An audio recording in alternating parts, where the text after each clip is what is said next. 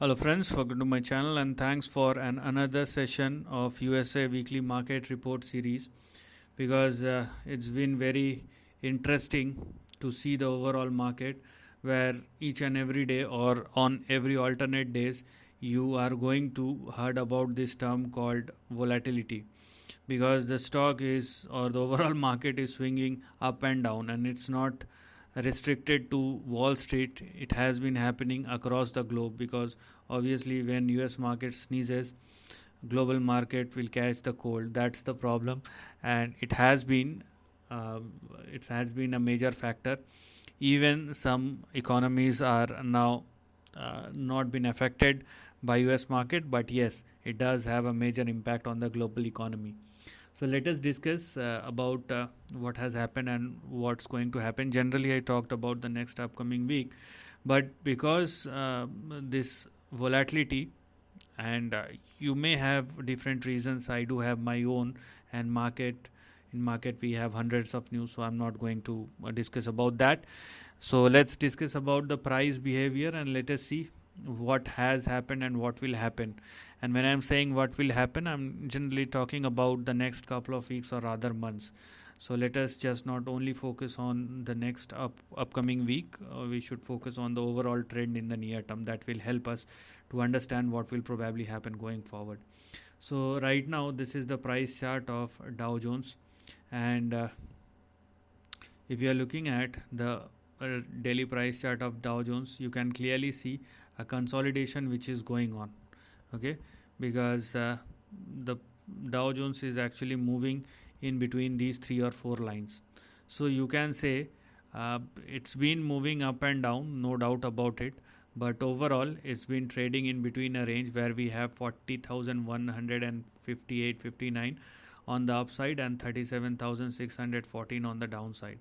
And if it continues to trade the way it is right now, it's been a consolidation which is going on.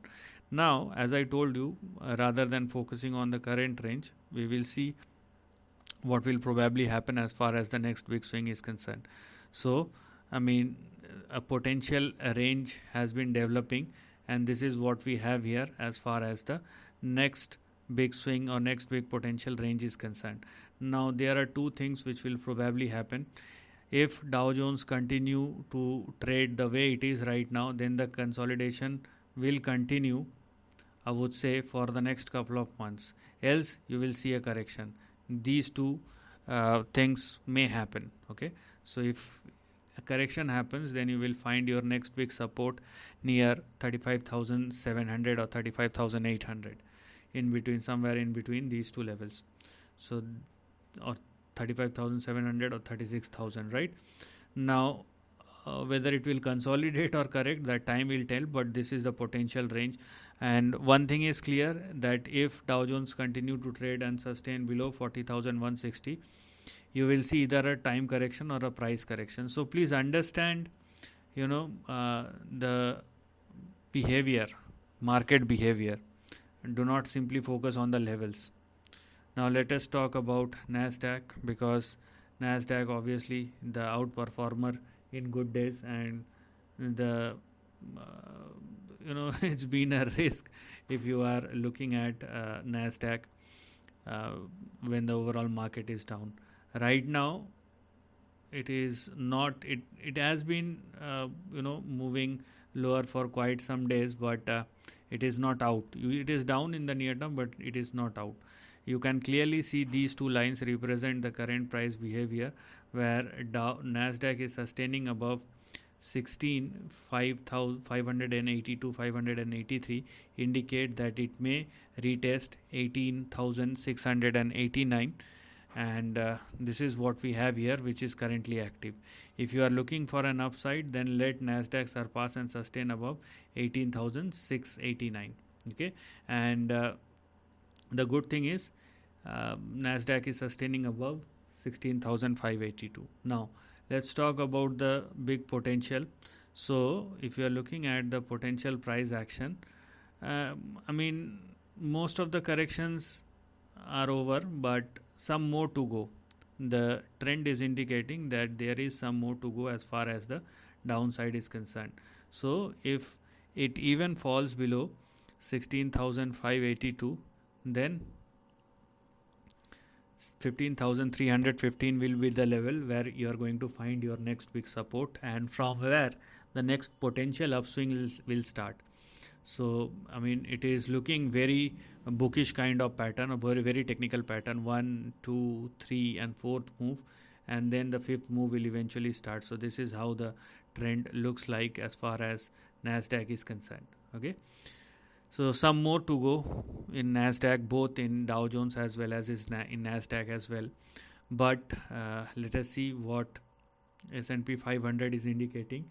Obviously, it will behave the way both Dow Jones and Nasdaq is indicating. So let us talk directly about the overall range rather than talking about the near-term trend, because it is a replica, kind of replica. So for S&P 500, the chances of the fall, I mean, there is some more to go on the downside. It looks like technically Nasdaq has corrected a lot. Dow Jones has to go through that pain, which is not yet visible in the price chart of Dow Jones. But if this is the trend for US S&P 500, then you may find your next big support somewhere in between 4,650 and 4,800. So this will be the next potential range where you are going to find your next big support in S&P 500. So looking at the range, it looks like some correction is left, and when I'm saying some correction, it is like I would say 10 and 12% correction, kind of correction is due in S&P 500. So this is how the overall range or trends looks like.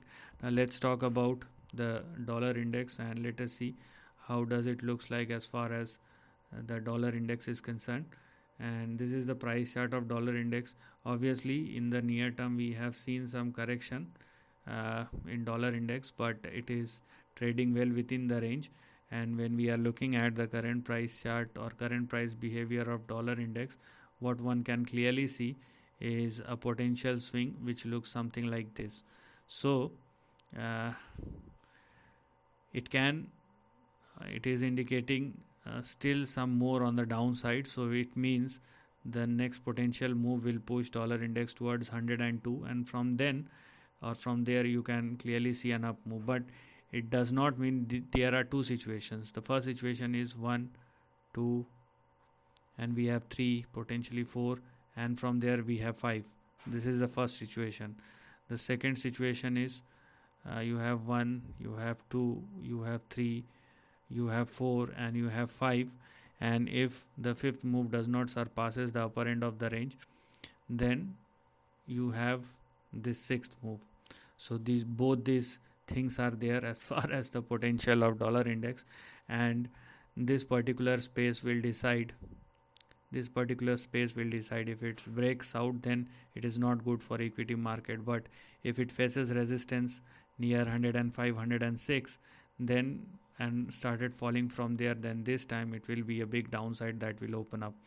And slowness in the market does represent that you can clearly expect a downside in the dollar index. Potential of downside is way high than the potential of an upside, which is clearly visible looking at the dollar index. So net you can expect corrections overall in all the major indices.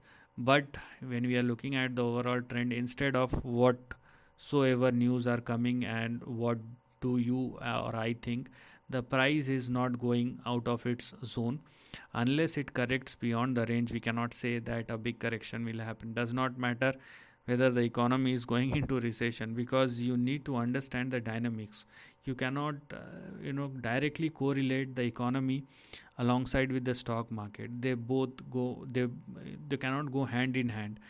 They are the replica of one another, but stock market behavior is completely different from the behavior of economics or society or business, because they are all lagging indicators, whereas the stock market is always a leading indicator. The price will move way higher than or way earlier than the actual event happens. So you please understand this fact, and then behave accordingly. So this is the end of the video. Thanks for watching.